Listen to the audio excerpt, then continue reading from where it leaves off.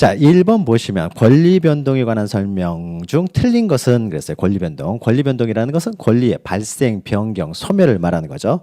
자, 1번 보시면 건물을 신축한 경우 이거는 원시 취득에 해당한다. 승계되는 게 아니죠. 건물을 신축해서 취득하는 것은. 그래서 승계 취득이 아니라 원시 취득에 해당되는 거죠. 취득에는 이제 원시 취득, 승계 취득 두 종류가 있죠. 자, 2번은 갑이 을 소유의 토지를 저당 잡은 경우 이런 설정적 승계에 해당한다. 자, 저당 잡았다는 것은 저당권을 설정했다. 그 설정했다는 말을 이렇게 좀 돌려서 말한 겁니다. 그래서 저당권을 설정했다. 전세권을 설정했다. 지상권을 설정했다. 이렇게 설정이라는 말이 들어가게 되면, 그러니까 저당권, 이렇게 제한 물권을 설정하게 되면 이런 것들은 다 설정적 승계에 해당됩니다. 그러니까 소유권은 자기가 가지고 있으면서 처분권한만 이전해 주는 거죠. 그래서 설정적 승계에 해당합니다. 자, 3번 1순위 저당권이 소멸되어 2순위 저당권이 순위 승진을 하는 경우 이는 권리의 내용상 변경이다. 자, 권리의 변경에는요 주체의 변경이 있고 내용의 변경이 있고 작용의 변경이 있어요. 내용의 변경에는 다시 질적인 변경, 양적인 변경이 있는데요. 그래서 주체의 변경이라고 하는 것은 이제 소유권이 이전적 승계가 이루어지면 소유권이 이전되면은 주체의 변경이 생기는 것이고, 양적 변경, 질적 변경 이런 것들을 내용적 변경이라고 하는데, 저기서 1순위 저당권이 소멸돼 2순위 저당권이 순위 승진돼서 1순위로 되는 거, 이런 경우는 이제 행사하는 방법에 있어서 2순위 저당권자가 이제 1순위로 행사할 수 있기 때문에 이런 것들을 작용의 변경이라고 했죠. 작용상의 변경이라고 하는 거죠. 그래서 이런 것들은 여기는 내용의 변경이 아니라 작용의 변경이 된다. 그래서 여러분 지난 시간에 작용의 변경은 좀 기억하시라고 했죠. 자, 4번 갑이 소유하는 가옥을 을에게 매각하여 그 소유권을 상실한 경우 매각했어요. 팔았다라는 거죠. 이는 권리의 상대적 소멸이다. 권리의 이전적 승계가 이루어지면은 주체가 변경되고 그러면은 매도인, 물건을 파는 입장에서는 권리가 소멸할 텐데, 이럴 때 권리가 소멸은 물건 자체가 세상에서 사라지는 절대적 소멸이 아니라 상대적 소멸이 되는 거죠. 그 사람에게서만 소멸하기 때문에 매수인이 소유권을 취득하게 되는 거죠. 그래서 이런 것들을 상대적 소멸이라고 한다. 5번 상속에 의하여 피상속인은 사망자를 말합니다. 그래서 피상속인, 상속을 하게 하는 사람이니까 사망자를 말할 것이고, 이제 그 피상속인에 대한 이제 상속인이 상속을 하게 되겠죠. 자, 상속에 의하여 피상속인이 가지고 있던 권리가 상속인에게 승계되는 것, 이것은 권리의 이전적 승계가 되는 거죠. 권리가 이전되는 거죠. 자, 이전적 승계는 다시 특정 승계와 포괄 승계로 나누는데 그 중에서 특히 포괄 승계에 해당되는 거죠. 포괄 승계. 그래서 포괄 승계는 몇 가지 기억하시라 그랬죠. 그래서 상속, 포괄 유증, 상속과 포괄 유증이 있었고, 그 다음에 이렇게 합병 이런 것들이 여기에 해당되는 것이었죠. 합병 이런 게. 자, 그리고요, 이제 2번 보시면 반사회적 법률 행위가 아닌 것은 그랬습니다. 반사회적 행위가 아닌 거. 반사회적 행위에 해당되는 거, 해당되지 않는 거 여러분들 좀 기억하셔야 된다고 했어요. 자, 1번 반사회적 행위에 의하여 조성된 비자금을 소극적으로 은닉하는 행위, 은닉하기 위하여 임치하는 행위. 이것은 반사회적 행위가 아니라고 했죠. 반사회적 행위에 조성된 비자금을 소극적으로 은닉하는 행위. 이것이 이제 노태우 전 대통령 비자금 관련해서 나온 문제가 판례라고 했어요.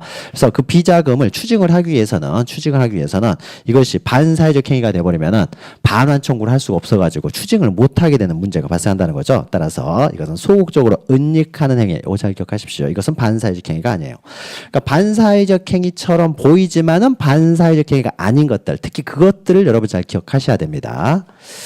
자, 그리고 2번요. 표시되거나 상대방에게 알려진 법률행위의 동기가 반사회적인 경우. 그래서 동기가 반사회적인 경우에도 동기에 불법해가지고 이런 경우에도 반사회적 행위가 될 수 있다고 했어요. 다만 동기가 반사회적 행위가 되기 위해서는 표시되거나 표시되지 않았다고 하더라도 상대방이 이미 알고 있는 것, 알려져 있는 경우, 이런 경우에도 동기가 반사회적이면은 반사회적 법률행위가 된다라고 했죠. 그래서 도박, 우리가 타짜 이야기하면서 했었죠. 도박장 안에 있는 사람 다 무효로 하기 위해서 나온 판례다.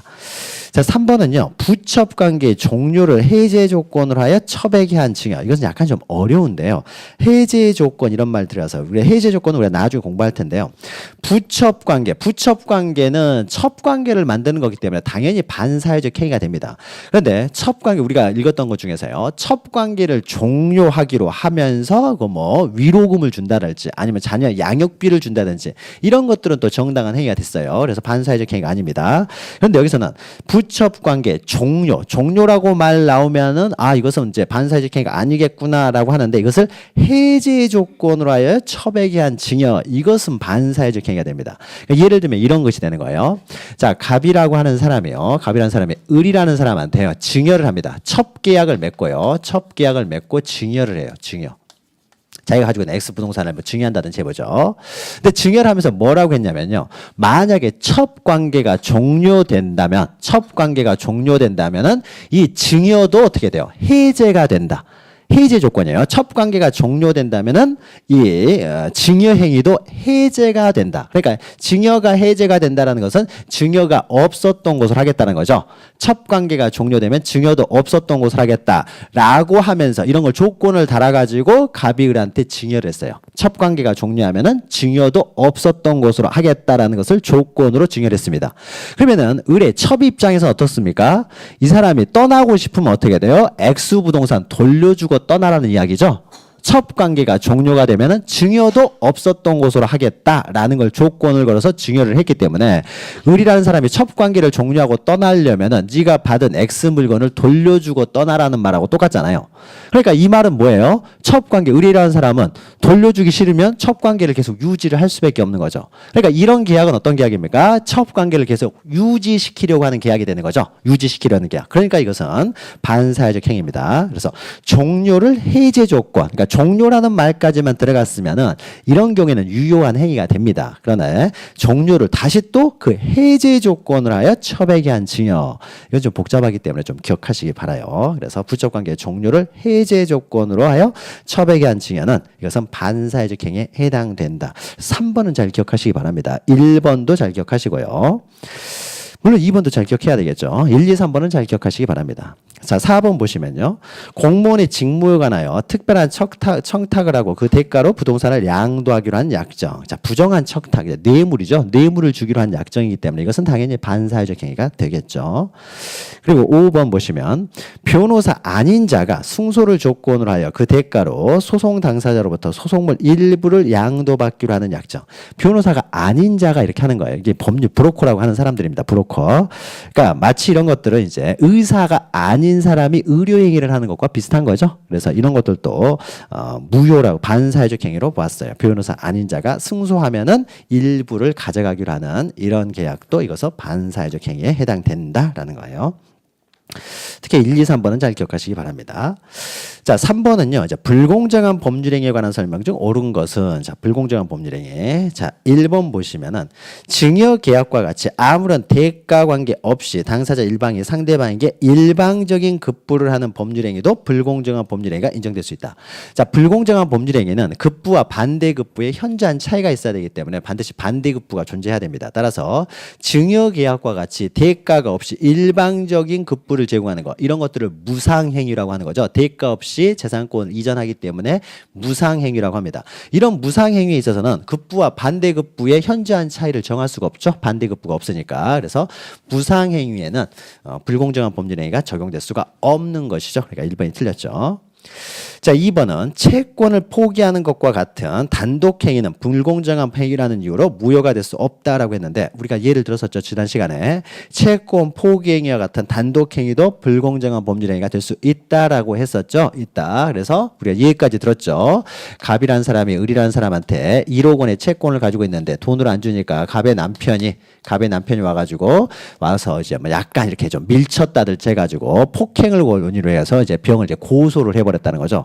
고소를 한 다음에 유치장에 집어넣은 다음에 야 고소 좀 취하해달라 그랬더니 의리란 사람이 갑한테 이 1억 원의 채권 중에서 5천만 원만 깎아달라. 5천만 원 깎아주면은 고소 취하해주겠다. 그러니까 5천만 원으로 깎아줬어요. 5천만 원으로 깎아줬다는 건 뭐겠습니까? 갑이 1억 원의 채권 중 5천만 원을 포기하게 했다는 거죠. 포기하게 했어요.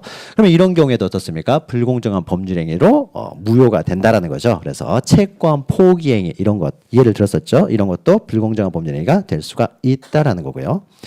자, 3번 급부와 반대급부 사이에 현저한 불균형이 존재하면 이것이 객관적 요건이 되겠죠. 현저한 불균형이 존재하면 당사자 일방의 궁박경솔 무경험은 추정된다. 추정되지 않는다고 했죠. 그래서 객관적 요건과 주관적 요건을 각각 개별적으로 모두 입증해야 된다고 했어요.